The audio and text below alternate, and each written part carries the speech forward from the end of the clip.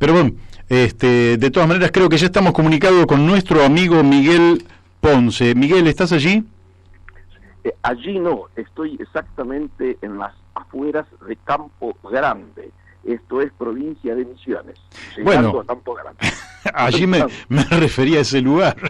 Estoy allí, cuando digo estoy allí, sí señor. Mil y Le doy pico, las precisiones. 1000 y pico de kilómetros. Bueno, Y tierra roja y productiva y vinculado a desarrollos muy esperanzados de obras de infraestructura y básicamente de industriales, comerciales, logísticas, ¿no es cierto? Que este pueblo, este punto, está exactamente en el centro geográfico de la provincia, por lo tanto es absolutamente estratégico y la verdad estoy muy contento de haber podido empezar a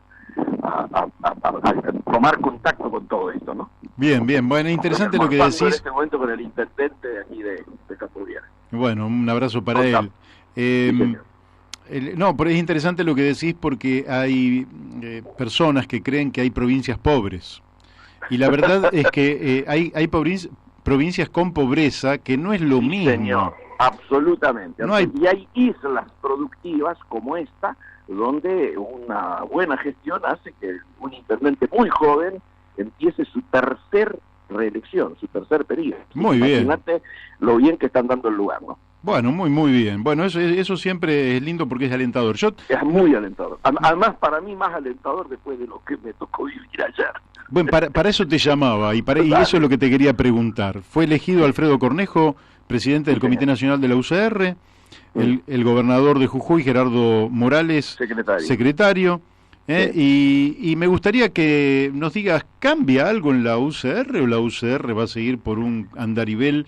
En fin, es soberana para hacer lo que quiera, ¿no? Te diría que lo que cambia es que ha llegado un punto de hartazgo en relación al manejo de la Unión Cívica Radical, que vos ya sabés, lo hemos hablado más de una vez, venimos comentándolo y venimos canalizando esa bronca entre los distintos sectores que hoy y desde hace rato vienen enfrentando el pensamiento del PRO y vienen diferenciándose de él. Vos sabés el espectro que nosotros cubrimos, te hablo de Ricardo Alfonsín, de Federico Estorani, de Juan Manuel Casela, de Luis Alberto Chanqui Cáceres, del presidente de la Convención Safia, el Colorado Menucci, yo, gente de todo el país, el radicalismo de Santa Fe, Torroba de La Pampa, Cima de Villa de Chubut, Laura Montero de Mendoza, te doy nombres al voleo de los que se me ocurren hoy así en el aire.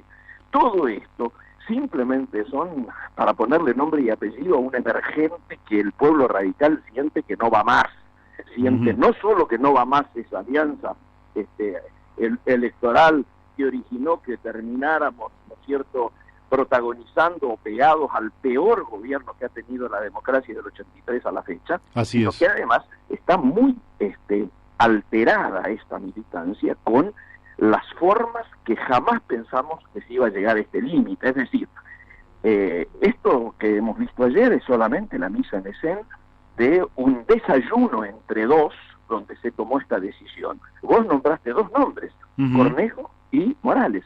Cornejo y Morales desayunaron hace 10 días y distribuyeron todos los cargos institucionales legislativos de diputados y de senadores, las autoridades de diputados y de senadores. Distribuyeron la presidencia de los bloques de diputados y de senadores. Distribuyeron los cargos correspondientes a la oposición de manera institucional en los lugares establecidos por la Constitución que le deben corresponder. Y establecieron además cómo iba a ser el Comité Nacional. Entonces, en el día de ayer hay 8 secretarios integrantes de la mesa que responden a Gerardo Morales y 6 que responden a Yamale, la línea Silvia Cornejo. Entonces, ¿qué han hecho? Lo han puesto a Cornejo y lo han rodeado con una mesa mayoritariamente vinculada a Morales. Lo mismo que hicieron en la convención. Lo ponen a Sapia de presidente y en la mesa son de la convención. Obviamente maneja el amarillismo, la nomenclatura partidaria, así. Bueno, y llegamos al colmo ayer, que ni siquiera hubo debate hubo un trámite en el cual gente que vino del interior del país solamente vino a sellar, a levantar la mano, sin ningún debate, como si no hubiera nada para discutir, como si no tuviéramos una autocrítica o un análisis de estos 4 años que han finalizado y tratar de tener una mirada que escuche el sentir de los afiliados en relación a esto. A mí me parece de una situación límite y de una intolerancia ya que objetivamente lleva a que todos nosotros pensemos que hay un radicalismo que tiene que terminar. Los carteles eran simbólicos. 1, comando de la derrota, comando a casa, Hipólito Yrigoyen. 2, el límite es la derecha es Macri, firmado Raúl Alfonsín. 3, por el ruso, por Amaya, por el pueblo, la derecha que se vaya. Son los estribillos que canta la gente de base del radicalismo. Claro. Nos preocupa, sectores, inclusive sabemos, de la juventud radical están muy enojados, sectores de la provincia de Buenos Aires llegaron inclusive algunos conatos de agresión mínimos, que por supuesto la prensa agrandó, pero no importa, vamos al hecho concreto de que se llega a un punto en el cual, si no hay debate partidario, ¿cuál es el sentido de un partido político? Si no hay debate político, ¿cuál es el sentido? Exclusivamente esta cosa endogámica de mirarse el ombligo viendo de qué manera se protagonizan espacios de poder para luego negociar estas cosas que hacía referencia yo con los cargos de minoría, ¿no es cierto? Sí, sí, sí. Muy triste, muy triste. Yo te diría, obviamente somos un partido democrático, aceptamos las resoluciones, pero te insisto, hay límites para ello. Y así como Raúl Alfonsín en su momento desarrolló con un pie adentro y un pie afuera del partido, más preocupándose por la sociedad que por lo partidario, de la misma manera este es el camino que obviamente nos obligan a recorrer. Ricardo Alfonsín se reunió hace pocos días atrás con Alberto Fernández.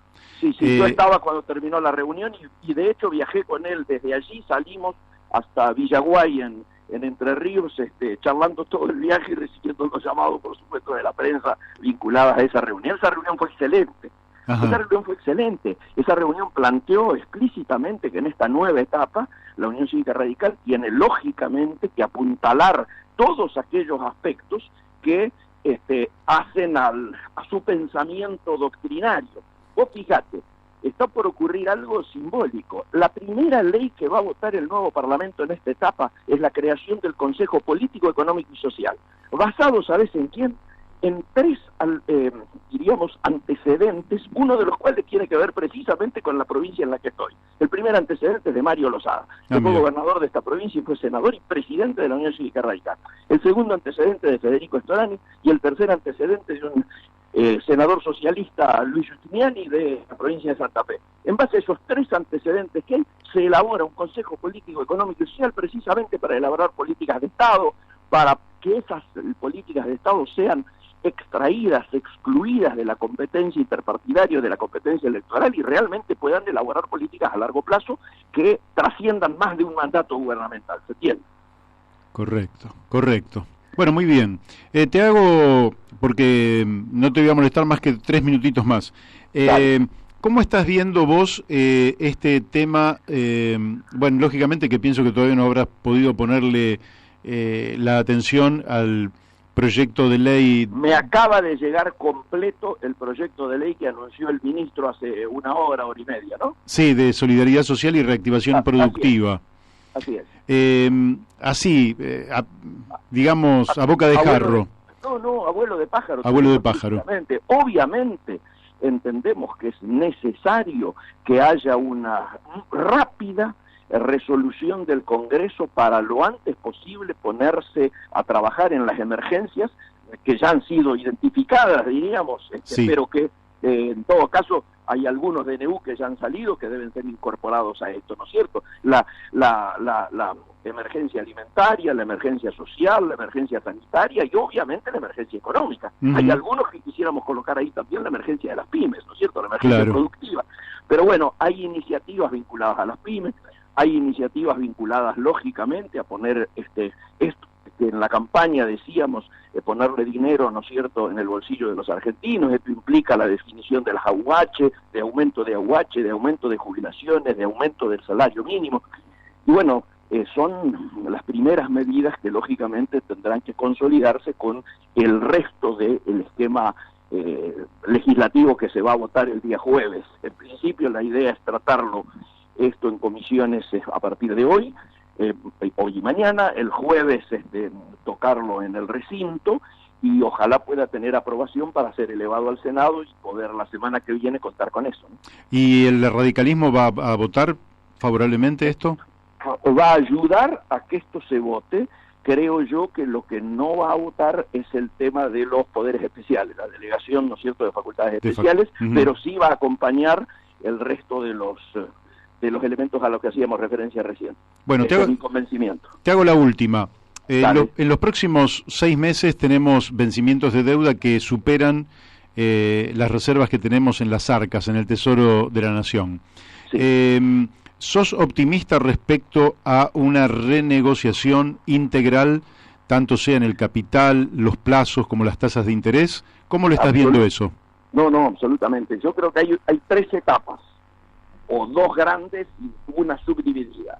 La primera etapa, la segunda, la semana que viene seguramente, o a lo mejor antes que termine vamos a tener noticias con respecto a los acreedores que están bajo legislación nacional. Sí. A ellos se le va a informar, me parece, va a ser fácil, creo yo, la más fácil de todas, un cronograma de pagos que obviamente parte con un plazo hacia adelante. La segunda es un poco más difícil porque es con aquellos acreedores que están bajo legislación internacional. Y vos sabés que esos... en Estados Unidos tienen la costumbre de cumplir los contratos. Sí, con esos 2 ordenados hay que sentarse con el Fondo Monetario Internacional, con quien ya se viene hablando, y obviamente en la línea de lo dicho por el ministro Guzmán, se pedirán 2 años por lo menos en el cual no tenga que haber cumplimientos ni pago alguno, de manera tal de producir un posible programa de crecimiento que permita que un saldo positivo de la balanza comercial genere $2 genuinos, únicos lugares de donde pueden surgir, para precisamente iniciar los repagos de esta deuda que el propio Fondo Monetario sabe que ellos se encuentran muy en offside porque violando hasta sus normativas internas, han permitido otorgar el mayor stand-by en toda la historia de la institución. Entonces te diría, en este caso tienen tanto interés ellos como nosotros, y necesidad ellos como nosotros de llegar a una solución. Esta es la confianza que yo tengo de que esto termine de manera favorable y no terminemos en un default o en una situación que traiga más dificultad todavía a la grave situación social que vive Argentina, ¿no? Bueno, Miguel, te tengo que agradecer, vamos a seguirla más adelante, vamos a ver cómo evolucionan los hechos. Desde ya que te agradezco mucho que hayas salido por aquí por La Brújula y bueno, que tengas una excelente estadía ya en Misiones. Muchísimas gracias, Mario, vos sabés, siempre a disposición, y mi saludo a vos y a todos los oyentes. Bueno, muchísimas gracias, Miguel. Bueno, hemos hablado con Miguel Ponce, dirigente de la Unión Cívica Radical. Ustedes lo han escuchado, es el ala progresista del radicalismo, que está disgustada con algunos entuertos que están sucediendo allí adentro de la Unión Cívica Radical.